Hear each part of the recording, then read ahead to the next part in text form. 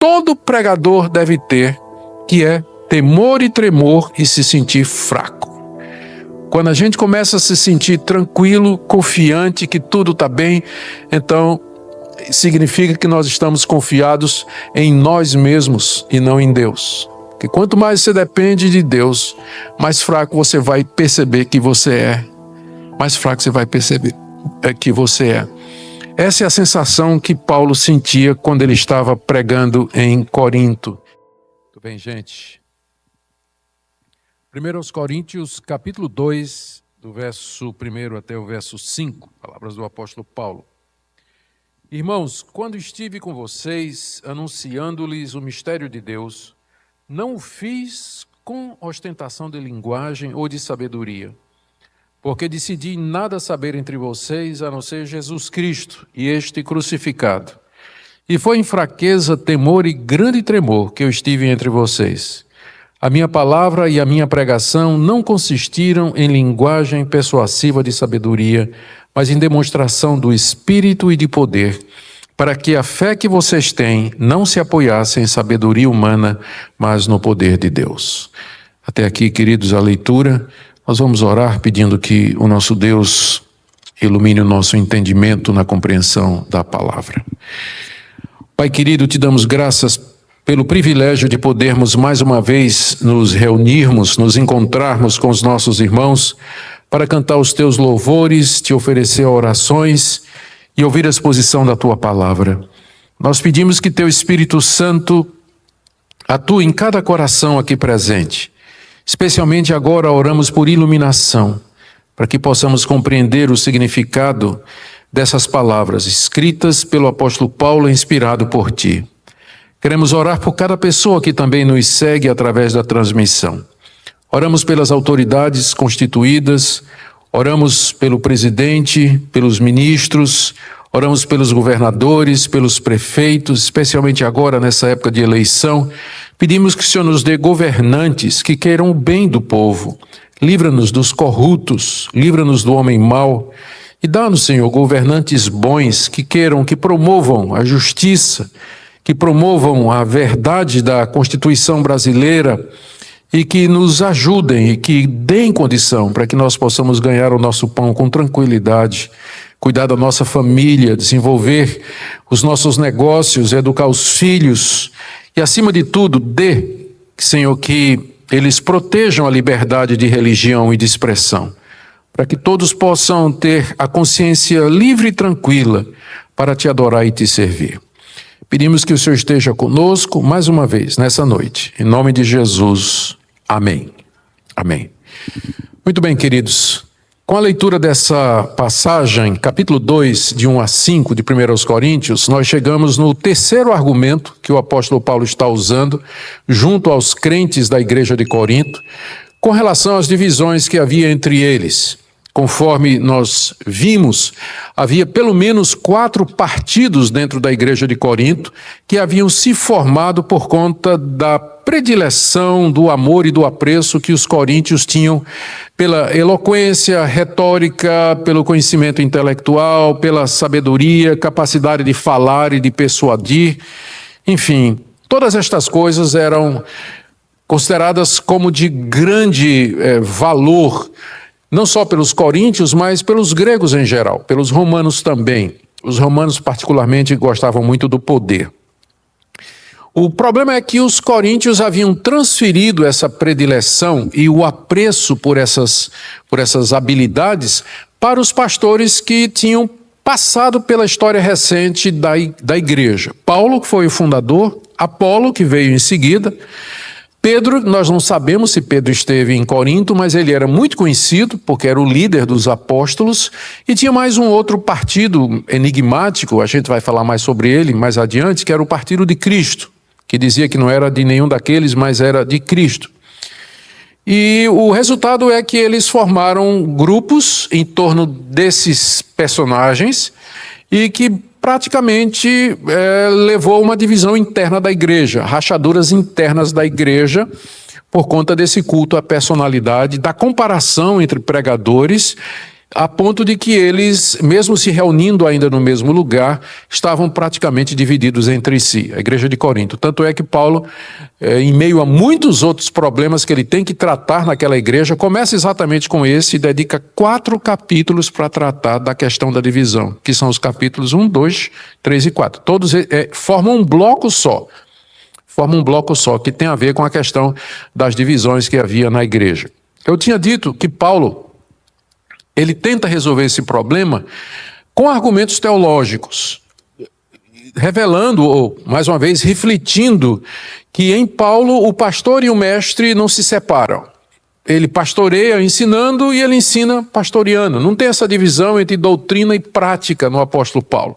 Você vê, é um problema prático. A igreja está dividida lá em comparação de pregadores, quem é o melhor.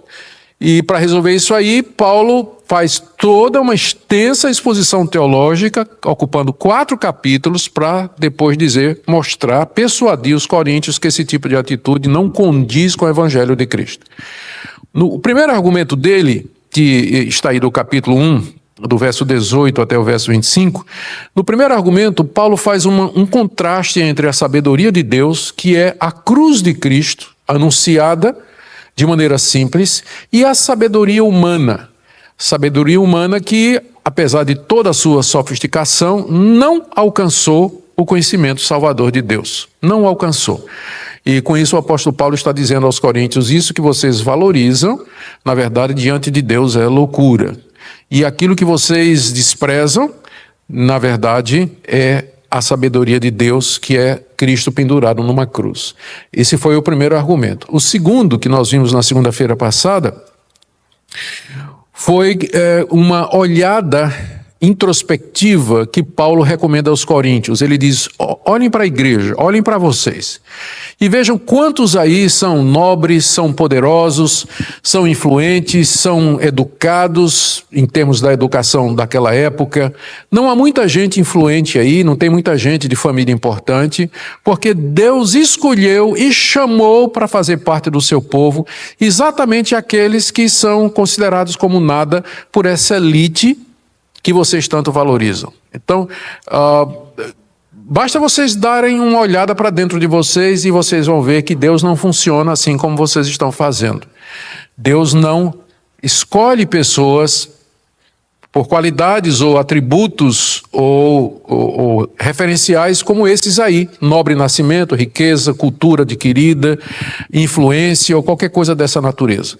Deus, na verdade, ele chamou aquelas pessoas que para o mundo seriam pessoas sem valor e sem importância, porque Deus tem um método. O método dele é sempre humilhar o homem, colocar o homem no seu devido lugar e obter a glória.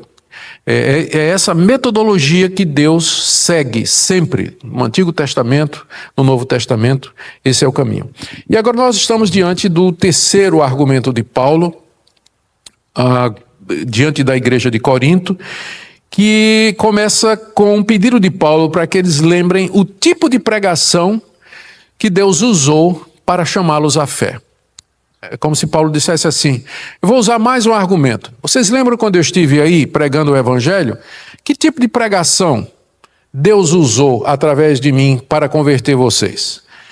E é mais uma chamada ao passado, é mais um pedido para que eles lembrem de que maneira Deus agiu na vida deles, para mostrar que exaltar homens e brigar entre si pela escolha dos melhores pregadores vai ao contrário, inclusive da própria experiência de conversão deles e da maneira pela qual Deus atuou na sua salvação. Eu considero essa passagem, capítulo 2, de 1 a 5, uma das passagens mais críticas, mais importantes do Novo Testamento, com respeito à pregação. E eu espero que os colegas de ministério que estão aqui nessa noite e que estão escutando através da transmissão, eles possam se beneficiar do que a gente vai ouvir aqui. Porque eu creio que essa passagem é paradigmática, ela mostra o que é que Deus deseja de nós. Primeiro, com relação ao método. Segundo, com relação ao conteúdo. Terceiro, com relação à atitude. E, finalmente, qual a fonte do poder do pregador. São 4 pontos que Paulo explora aqui nessa passagem, à medida que ele tenta mostrar aos coríntios de que aquelas divisões realmente estavam indo bem contrário ao espírito do Evangelho. Então, em primeiro lugar, Paulo fala a respeito do método, como ele foi até Corinto e de que tipo de pregação ele usou ali. No verso 1, ele diz assim: irmãos, quando estive com vocês, anunciando-lhes o mistério de Deus, não fiz com ostentação de linguagem ou de sabedoria. Paulo aqui lembra aos coríntios a sua estada entre eles, quando estive com vocês. Ou seja, ele aqui está se referindo àquele dia em que ele entrou na cidade e começou a pregar o Evangelho. Nós temos um relato resumido disso no livro de Atos, do capítulo 1 até o verso 18, que em síntese diz o seguinte, que Paulo chegou em Corinto depois de uma experiência não muito bem sucedida em Atenas, quando ele tentou convencer os epicureus e os estoicos a respeito da ressurreição de Cristo. E uma vez em Corinto, ele acabou ficando hospedado com um casal de judeus que tinha chegado de Roma, expulsos de lá pelo edito do imperador Cláudio, que expulsou todos os judeus de Roma, Priscila e Áquila. Paulo ficou com eles porque eles eram da mesma profissão, fazedores de tendas. Então Paulo vai morar com eles e eles abrem um negócio de fazer tendas ali. E aí nos sábados, durante a semana, Paulo estava lá na lojinha de tendas, né? Costurando tendas, fazendo tendas, mas quando chegava no sábado ele ia para a sinagoga. E como ele era rabino, ele tinha a oportunidade de falar nas sinagogas e ele usava sempre isso muito bem, qualquer cidade que ele fosse. Então ele começou a falar de Cristo nas sinagogas. E diz lá em Atos 18 que ele estava convencendo muitos judeus e muitos gregos. Os gregos aqui eram prosélitos, eram não-judeus que gostavam do judaísmo, frequentavam a sinagoga, mas nunca tinham se circuncidado, nunca tinham se tornado judeu legítimo, mas eram admiradores do judaísmo, é chamado de prosélitos ou piedosos. Então, muita gente desse tipo estava na sinagoga e eles se convenceram através da pregação do apóstolo Paulo.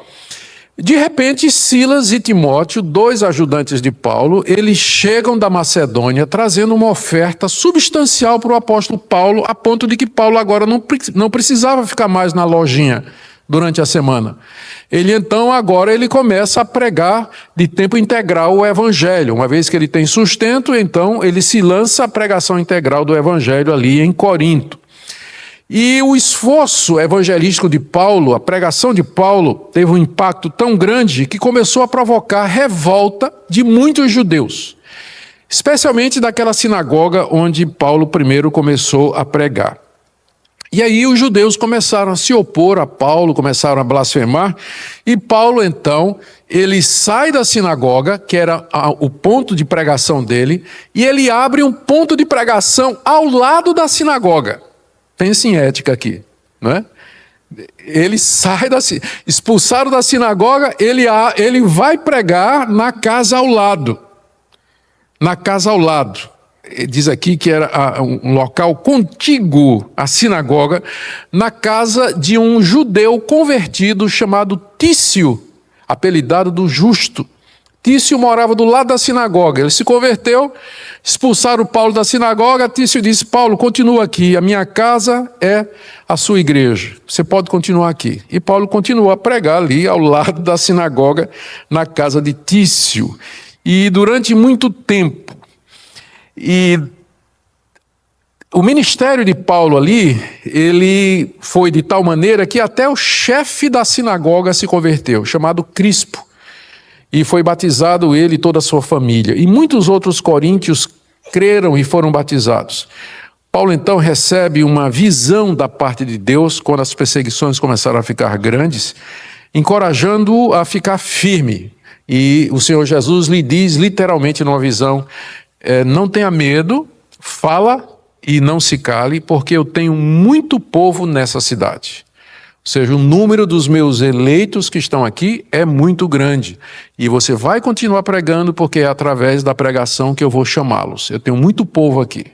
Então, fica firme, não desanima com as perseguições. E Paulo, depois dessa visão, ficou mais 1 ano e meio pregando em Corinto.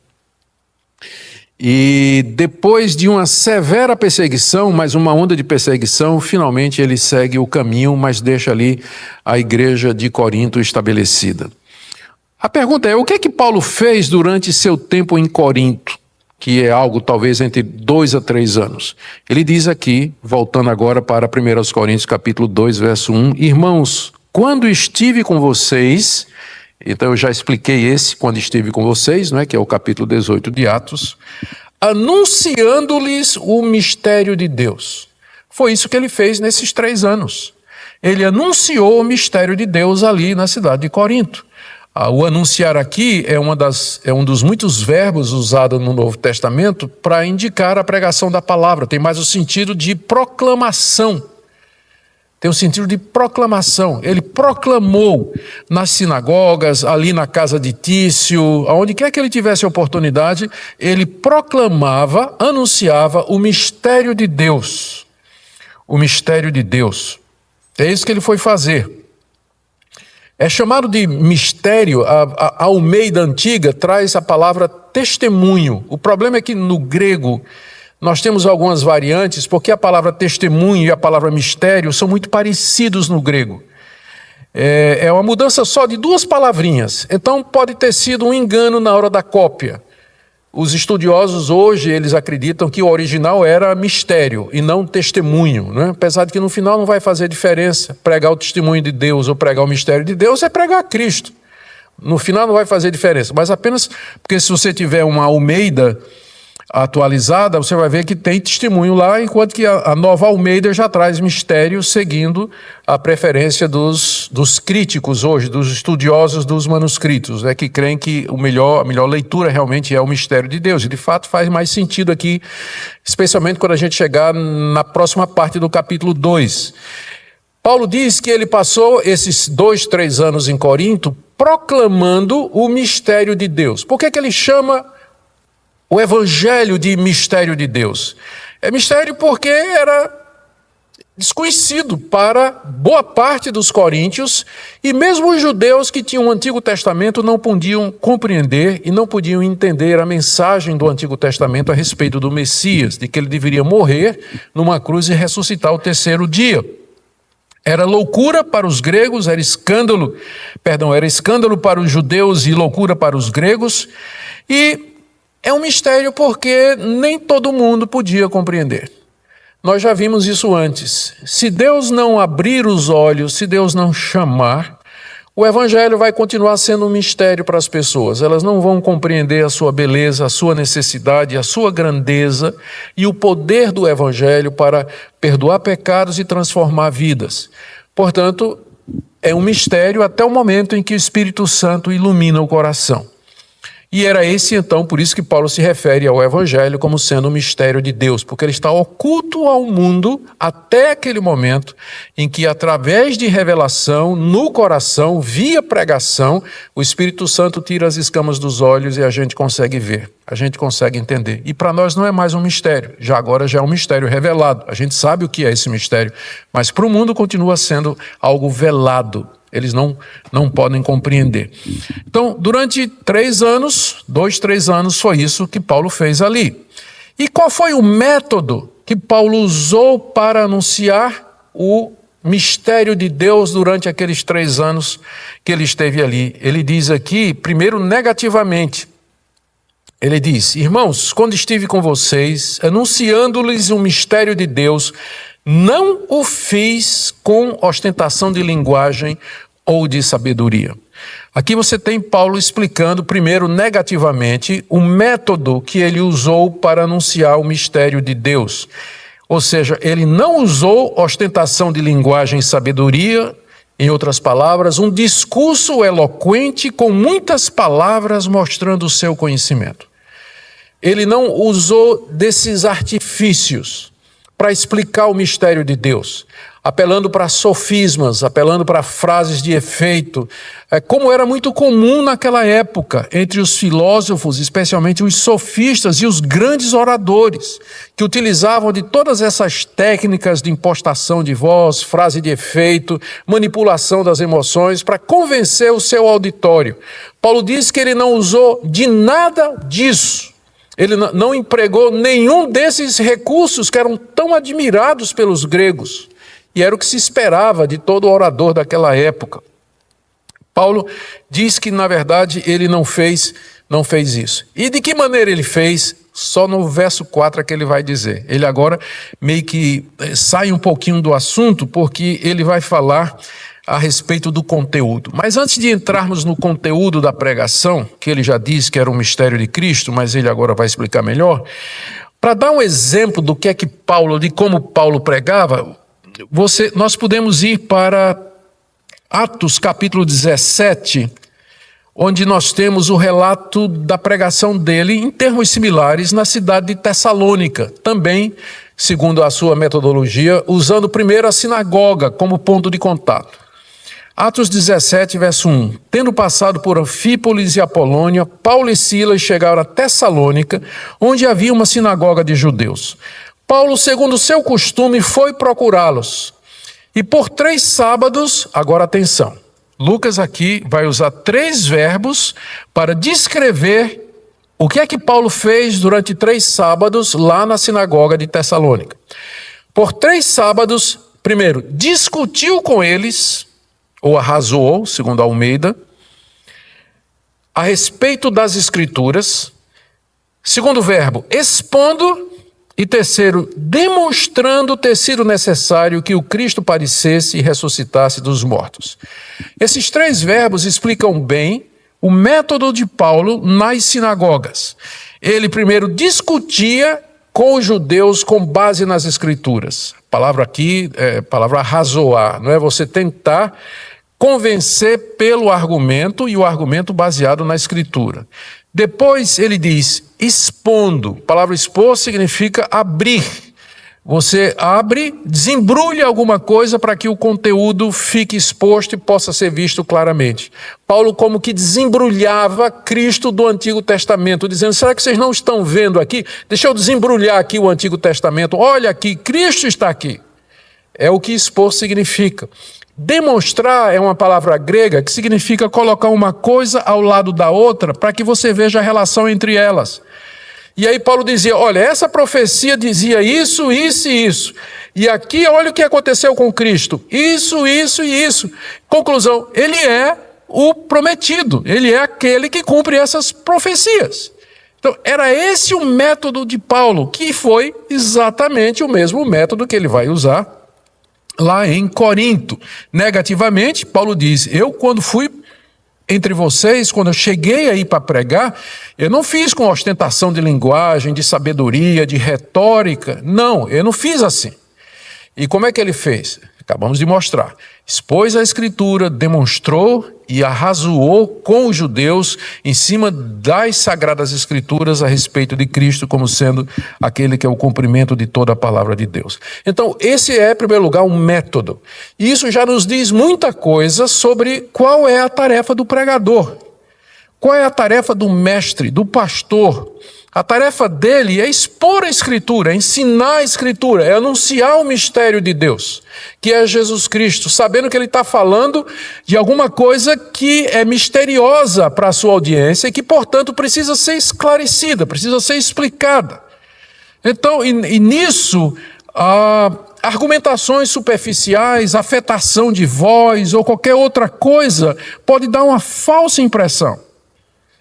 Aqui é necessário clareza, é necessário transparência, é necessário ser direto e mostrar como as Escrituras do Antigo Testamento corroboram, mostram claramente a respeito da pessoa de Cristo Jesus. No verso 2, Paulo agora fala do conteúdo. Aqui é o método. Aqui está o método. Agora ele entra na questão do conteúdo. E ele começa dizendo, verso 2: porque decidi nada saber entre vós, a não ser Jesus Cristo e esse crucificado. O porquê aqui dá razão pela qual ele resolveu não usar ostentação de linguagem de sabedoria, porque ele iria pregar Cristo e Cristo crucificado. Ou seja, existe uma relação entre o conteúdo e o método.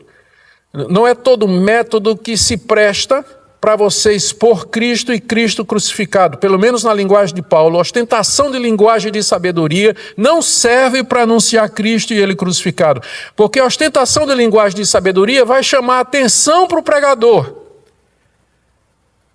Enquanto que a pregação simples de Cristo e ele crucificado vai chamar atenção para ele, para o Senhor Jesus, como deve ser de fato, como deve ser. Então existe essa relação entre a forma e o conteúdo. Não é toda mensagem, aliás, não é todo método que se presta a transmitir o conteúdo da Bíblia.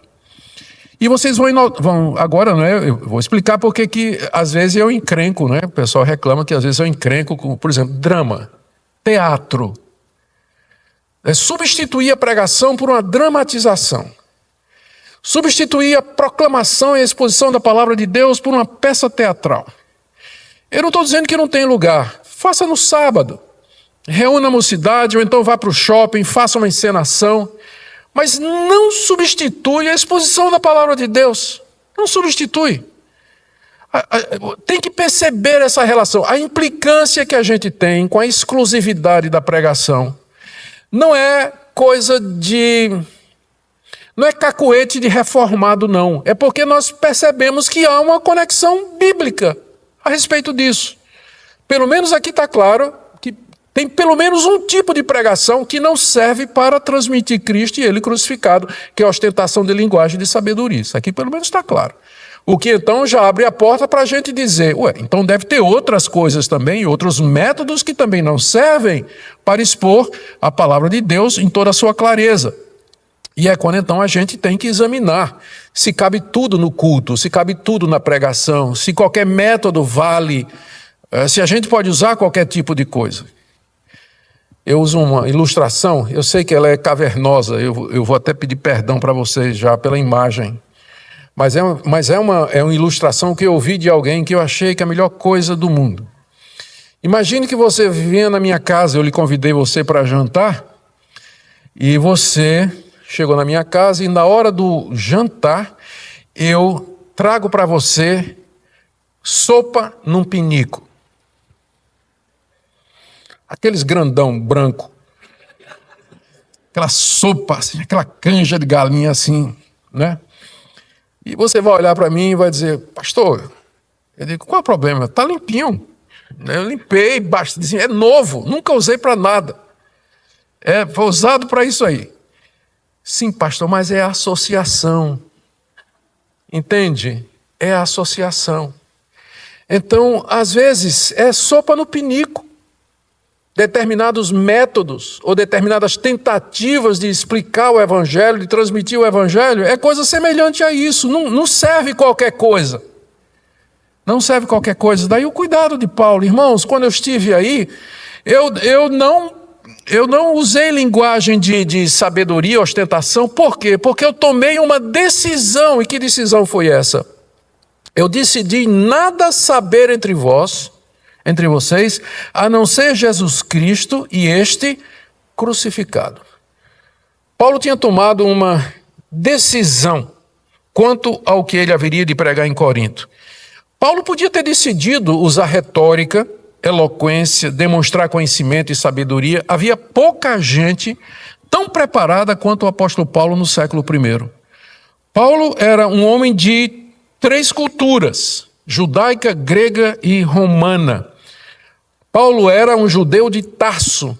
Tarso era reputado como uma cidade universitária e competia, era rival de Atenas e Corinto, em termos de biblioteca, em termos de escolas de filosofia e como foco realmente de cultura e de conhecimento. E Paulo foi educado nessa cidade. Nós temos evidência nos escritos de Paulo que ele conhecia, por exemplo, os poemas do grande poeta Aratos, citado em Atos 17, 28 pelo próprio Paulo, os escritos de Epimênides, um filósofo famoso que Paulo cita em Tito 1,12, ou ainda do poeta Menander, citado por Paulo, primeiro aqui nessa carta, no capítulo 15, verso 33, tudo indica que Paulo seria capaz de impressionar sua audiência, se ele quisesse, com citações de filósofos, poetas, historiadores da época, bem como seu conhecimento profundo do judaísmo. Mas ele tomou uma decisão. Quando ele chegou em Corinto, sabendo da preferência dos gregos por esse tipo de coisa, ele resolveu esquecer tudo isso e pregar somente Cristo e Cristo crucificado. Essa foi a decisão que Paulo tomou. E o método para isso é aquele que a gente acabou de descrever. Ele tomou essa decisão. E eu acho que aqui nós estamos também diante de um desafio que o texto nos impõe. E eu falo agora aos meus colegas, pastores, colegas de ministério, pregadores. É uma decisão que a gente tem que tomar. Embora a gente tenha pregar, é esvaziar-se num certo sentido. Embora a gente tenha conhecimento, a gente tenha cultura, a gente tenha condição, o problema não é tanto que falta o que dizer, mas o problema é o que é que a gente vai deixar de fora. O que é próprio para a audiência, aquilo que de fato edifica e vai glorificar a Cristo. É isso que importa no final. Não é dar uma apresentação, fazer uma demonstração de sabedoria, de eloquência, de conhecimento, mas de fato ser um instrumento pelo qual Cristo vai ser apresentado às consciências das pessoas. Esse é o propósito do pregador e essa deveria ser a grande decisão dele, pregar a mensagem de Cristo pendurado na cruz, como sendo o caminho de Deus para salvar pecadores, como sendo o único caminho para a justificação e para a salvação dos nossos pecados. Junto a isso, em terceiro lugar, tem a atitude, porque não basta ter um conteúdo e um método, nós vamos ter uma atitude também. A atitude está no verso 3. E foi em fraqueza, temor e grande tremor que eu estive entre vocês. O grande apóstolo Paulo, aqui, num modo confessional, admitindo que quando ele esteve em Corinto, ele estava tremendo de medo. Ele estava se sentindo fraco. E essas três palavras aqui descrevem a atitude dele e que fazem com que o comportamento de Paulo como missionário fosse o exato oposto do ideal grego-romano do orador clássico. O orador clássico impressionava pela segurança, pela ousadia. Paulo aqui diz que ele se sentia fraco e tremia de medo enquanto ele pregava o evangelho naquela cidade. Esses sentimentos daqui eram resultado de alguns fatores. Primeiro, a consciência que Paulo tinha da grandiosidade da mensagem que Deus lhe havia encarregado de anunciar. Era uma mensagem da qual dependeria a vida eterna ou o sofrimento eterno daqueles que o ouvissem. Era a consciência da sua responsabilidade em transmitir essa mensagem de maneira que não chamasse atenção para si, mas para aquele de quem Paulo falava, que era Jesus Cristo. Por isso ele temia e tremia. Além disso, havia o risco constante das perseguições que ele poderia sofrer, exatamente porque ele estava pregando Cristo crucificado, que era escândalo para os judeus e loucura para os gentios. Era uma consciência das suas próprias limitações. Será que aqui nós temos, de maneira velada, o apóstolo Paulo se referindo ao espinho na carne, que Deus colocou nele exatamente para que ele não se envaidecesse? Ele diz, eu preguei em fraqueza. Ele vai usar essa palavra fraqueza, vai aparecer lá em 2 Coríntios 12, quando ele diz assim, quando sou fraco, então é que eu sou forte. E aquela fraqueza era resultado do espinho na carne que Deus havia colocado nele. Tudo isso faz de Paulo alguém que era diametralmente oposto à caricatura do que seria o orador perfeito, idealizado pelos gregos e pelos romanos. Na verdade, Até aqui uma nota de curiosidade: obras apócrifas dos séculos 2 e 4, e aqui eu me refiro ao apócrifo Atos de Paulo e Tecla, é um livro até interessante. Ele fala de... tudo é falso, né? Não foi Paulo que escreveu, mas conta a história de Paulo tentando evangelizar e discipular uma moça chamada Tecla. E nesse livro é que aparece a única referência que a gente tem sobre a aparência física de Paulo. Ele era baixinho, careca, de pernas curvas, sobrancelha grossa que se emendava na testa e um nariz pontudo como uma águia. Pensa num cabra feio. Paulo não impressionaria pela aparência, com certeza ele não impressionaria pela aparência. Então tudo isso está por detrás disso que ele está dizendo, ele tem consciência disso, né? Eu estive em fraqueza, em temor e tremor, diante da grandiosidade da mensagem, diante da oposição, diante das minhas próprias limitações físicas, ao espinho na carne, e tudo isso mantinha Paulo com a atitude que todo pregador deve ter, que é temor e tremor e se sentir fraco. Quando a gente começa a se sentir tranquilo, confiante, que tudo está bem, então significa que nós estamos confiados em nós mesmos e não em Deus. Porque quanto mais você depende de Deus, mais fraco você vai perceber que você é. Mais fraco você vai perceber que você é. Essa é a sensação que Paulo sentia quando ele estava pregando em Corinto. E é para nós, sem dúvida, um desafio muito grande, não é? Ainda hoje as pessoas perguntam se eu fico nervoso antes de pregar. Sempre. Sempre. Já prega 40 anos. Mas não tem uma vez que eu não vá pregar que eu não fique, às vezes, até fisicamente a efeitos antes. Não é? Não posso dizer mais do que isso. Mas... existe isso. Todo pregador, ele vai saber do que é que eu estou falando. Por último, a fonte do poder do apóstolo Paulo, versos 4 a 5. A minha palavra e a minha pregação não consistiram em linguagem persuasiva de sabedoria, mas em demonstração do Espírito e de poder, para que a fé que vocês têm não se apoiasse em sabedoria humana, mas no poder de Deus. O ministério de Paulo em Corinto produziu muito fruto. Se a gente for olhar da perspectiva humana, foi um ministério muito bem sucedido. Diz aí Atos 18:4 que ele persuadiu judeus e gregos. Diz aí Atos 18, verso 8, que gente importante como Crispo, o chefe da sinagoga, se converteu e com ele toda a sua família. Além disso, muitos coríntios creram na pregação de Paulo, Atos 18, 8. Paulo menciona por nome vários dos coríntios que se converteram. Gaio, Estéfanas, que ele batizou pessoalmente, está aí no capítulo 1, 14 a 16, além de Fortunato e Acaico, mencionados no capítulo 16, verso 17, ele cita Erasto, que é o tesoureiro da cidade, e um irmão chamado Quarto, em Romanos 16, verso 23. E o próprio Senhor Jesus tinha dito que ele tinha muito povo naquela cidade. Então, por todos os parâmetros, o ministério de Paulo foi um ministério muito bem sucedido, quando as expectativas humanas eram contrárias. Primeiro, por conta da mensagem. O que é que ele ia pregar? Alguma coisa que era escândalo para os judeus e loucura para os gentios. Um Salvador pendurado numa cruz. Segundo, o método que ele não usou retórica, ele não usou nenhum daqueles artifícios que eram tão empregados pelos grandes oradores, sofistas e declamadores públicos que impressionavam as multidões naquela época. Não usou nada disso. Quais eram as chances de ter dado certo a igreja que Paulo começou a plantar ali em Corinto? Humanamente falando, zero.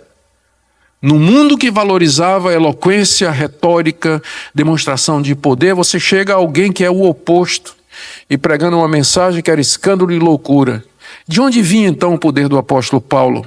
Que poder levou essas pessoas a serem persuadidas e se converter a Jesus Cristo? Ele diz, em primeiro lugar, que não foi a linguagem persuasiva de sabedoria. Verso 4, a minha palavra e a minha pregação não consistiram em linguagem persuasiva de sabedoria. Ou seja, ele não tentou usar argumentos persuasivos e astutos, como nós já dissemos. Mas ele diz aqui, em demonstração do Espírito e de poder. O que é que ele quer dizer com isso? O que é que ele quer dizer com isso? Com o poder do Espírito. Tem duas possibilidades. Primeiro, a tradução pode ser simplesmente em demonstração do poder do Espírito. A pregação de Paulo era uma demonstração do poder do Espírito Santo. E isso de duas maneiras, através dos sinais e prodígios. O livro de Atos, onde é narrada a missão de Corinto, que é o capítulo 18, não fala de nenhum milagre que Paulo fez lá. Mas a gente sabe que ele fez, porque na segunda carta, no capítulo 12, verso 12, ele diz que ele fez sinais e prodígios lá em Corinto, e que aquilo era a marca do apostolado dele. Então, primeiro a gente pode entender que Paulo está se referindo a isso, que a palavra da cruz que ele pregou com toda aquela simplicidade, Deus honrou aquela palavra e não o discurso retórico dos grandes oradores, permitindo que sinais e prodígios fossem feitos através do apóstolo Paulo, que geralmente era cura de pessoas e expulsão de demônios. Então, que Paulo fez isso em Corinto, não há a menor dúvida. Mas existe uma outra possibilidade que não exclui essa primeira. É que Paulo aqui está se referindo ao poder do Espírito Santo para convencer e para iluminar os corações, que eu acho que é o melhor sentido, porque é o que ele vai tratar a partir do capítulo 6, como nós veremos na próxima segunda-feira, se Deus quiser. Ele vai falar exatamente disso, como o Espírito de Deus revela os mistérios de Deus ao coração. Então, se a gente for seguir a regra do contexto, a interpretação que está no contexto, ela deve ser a preferida. E então nós vamos optar por isso, que quando ele diz que minha pregação foi uma demonstração do poder do Espírito Santo, ele estava se referindo ao fato de que a sua pregação, que o poder do Espírito para explicar o mistério, desvendar o mistério de Cristo, abrir os olhos de judeus incrédulos e de gregos hostis, ficou manifesto através da pregação do apóstolo Paulo, porque muitos deles se converteram com a simples pregação da cruz. Qual era o segredo disso? Era o poder do Espírito Santo em abrir os corações, abrir as mentes e mostrar a verdade em Cristo Jesus. E Paulo diz que isso tinha que ser assim por uma razão muito simples que eu trago agora para vocês, especialmente para nós pregadores. Por uma razão muito simples, verso 5.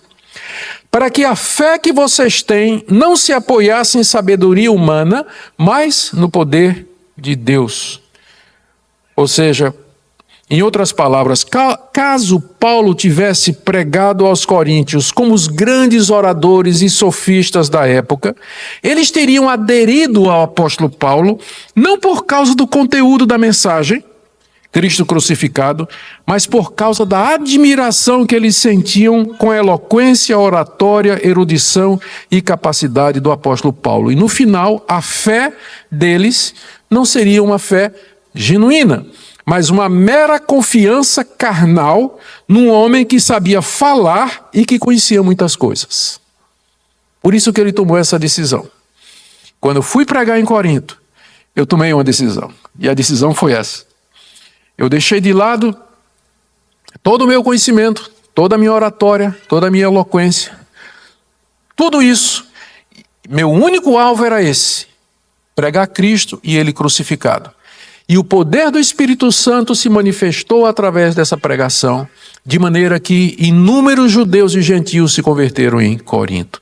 E às vezes gente das quais nós diríamos é impossível a conversão desse pessoal. Vocês lembram que segunda-feira passada a gente leu lá no capítulo 6 a relação de pessoas que se converteram.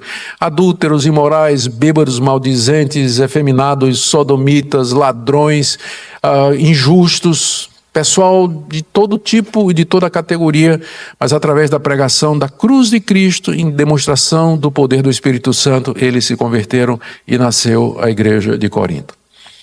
Isso é pregação. É isso aqui que todo pregador que ama a Deus, que ama ao Senhor Jesus, que ama as pessoas, almeja fazer na vida. É expor a Cristo e Ele crucificado, com simplicidade, no poder do Espírito Santo, para que a fé das pessoas se apoie, não em argumentação humana, mas se apoie no poder de Deus, para que a fé seja genuína, porque não se iluda não. Se você apresenta um evangelho diferente, de uma forma diferente para as pessoas, elas vão reagir crendo em alguma coisa que não é o verdadeiro Deus, não é o verdadeiro Cristo e não é o verdadeiro evangelho. Por isso que você tem igrejas superlotadas aí, mas a pergunta é o verdadeiro evangelho que está sendo pregado lá? E está sendo pregado da maneira correta? Da forma certa? As pessoas que estão lá estão pela razão certa? A fé dessas pessoas se apoia em quê? Na personalidade do pregador? Ou realmente na verdade do evangelho? Que responsabilidade é essa, não é? Que responsabilidade enorme essa de pregar. Porque a gente pode estar levando pessoas, nós podemos levar pessoas para longe de Deus se nós fazemos as coisas da maneira errada. Eu quero fazer aqui algumas aplicações, queridos. Primeiro, lembrando o objetivo de tudo isso. Vamos voltar ao contexto, para a gente não se perder, não é? Temos que lembrar, pegar o fio da meada. Por que Paulo falou tudo isso? Para dizer aos coríntios que Deus os havia chamado através de uma pregação simples, clara e direta, baseada na Bíblia. E não através de argumentos retóricos, floreados, frases de efeito e demonstração de sabedoria humana. Então, por que formar partidos em torno de homens, discutindo entre si qual o maior pregador? Não é assim que Deus funciona. Não é assim que a igreja funciona.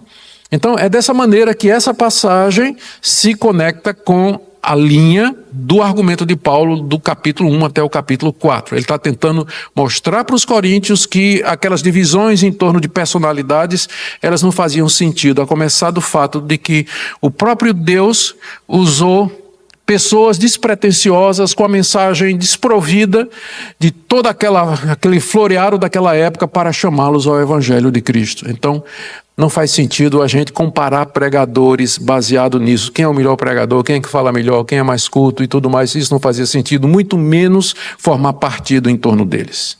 Vamos fazer algumas aplicações aqui para a gente terminar. Primeiro, fica claro da passagem, Cristo crucificado deve ser o tema central do nosso ministério. É claro que nós podemos falar de outras coisas, podemos falar de casamento, podemos falar de sexualidade, podemos falar de honestidade, podemos falar a respeito das penas eternas, podemos falar da relação do cristianismo com política e uma série de outras coisas. Mas o tema que unifica tudo isso tem que ser Cristo e Ele crucificado. Nosso ministério tem que ser cristocêntrico, a igreja tem que ser cristocêntrica. A sua vida e a minha tem que girar em torno da pessoa de Cristo e Ele pendurado na cruz como pagamento pelos nossos pecados, pelo qual nós temos acesso a Deus. Segundo, como pastores, nós temos que nos despojar de tudo aquilo em nosso ministério que possa produzir uma fé superficial ou falsa nas pessoas que frequentam a nossa igreja.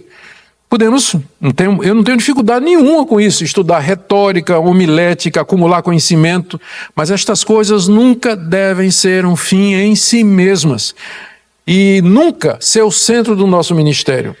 Da mesma forma, talvez aqui eu esteja atirando longe demais, mas para a gente pensar, da mesma forma, evitar a criação de um clima artificial baseado em jogo de luzes, fumacinha, som no fundo, como se isso pudesse substituir uma pregação bíblica clara que vence pelo argumento, pela clareza e pelo apoio na Escritura. Terceiro ponto, a dependência do pregador é o Espírito Santo e não suas habilidades, retórica, conhecimento e pregação. Eu preciso confessar que muitas vezes eu me senti preparado para pregar, quando na verdade eu estava dependendo da minha preparação. Passei a semana estudando, consultei os comentários, fui no original, fiz comparações, escrevi o meu esboço e estava pronto para pregar. E essa é uma armadilha muito sutil. Você vai pregar confiando na sua preparação, no seu esboço e no seu estudo, quando na verdade você devia estudar para burro, se preparar o mais que você pode, mas em última análise você tem que depender do poder do Espírito Santo, porque toda a sua sabedoria, conhecimento de comentários, de grego, de hebraico, não convencem ninguém se o Espírito Santo não desvendar o mistério de Cristo. Isso é que é a demonstração de Espírito e poder. E o pregador precisa estar na dependência do Espírito Santo, e esse é meu último ponto aqui. A importância de andar no Espírito. Isso que eu estou dizendo de pregador, eu estou dizendo para você também. Crente no dia a dia, dando testemunho na universidade, no trabalho, na sua família. Eu sei que você lê muita coisa, estuda muita coisa, mas a sua dependência tem que ser, de fato, no poder do Espírito Santo, sabendo que nós estamos falando de um mistério para pessoas que estão cegas, estão mortas, que elas não podem compreender, a menos que o Espírito Santo faça a sua obra de revelação. Queridos, que nosso Deus use essa palavra em nosso coração, que Ele abençoe a igreja brasileira, que Ele levante pregadores como o apóstolo Paulo, que queiram, acima de tudo, a glória de Cristo e a salvação de pecadores para a glória de Deus e para o avanço do seu reino. Amém? Nós vamos orar, queria convidar você a ficar em pé, e nós vamos orar pedindo que o nosso Deus tenha misericórdia de nós.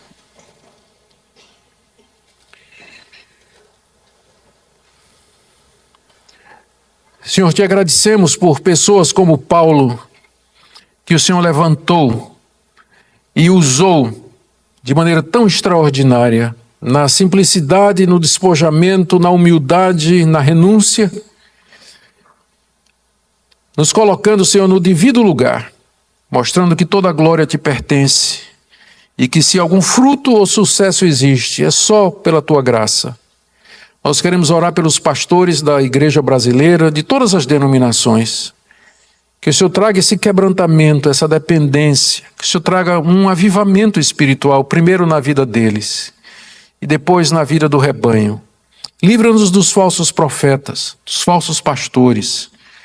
Livra-nos daqueles que querem transformar o culto em show e pregação em apresentação, esnobação. E dá-nos graça para viver humildemente diante de Ti. É o que pedimos em nome de Jesus. Amém.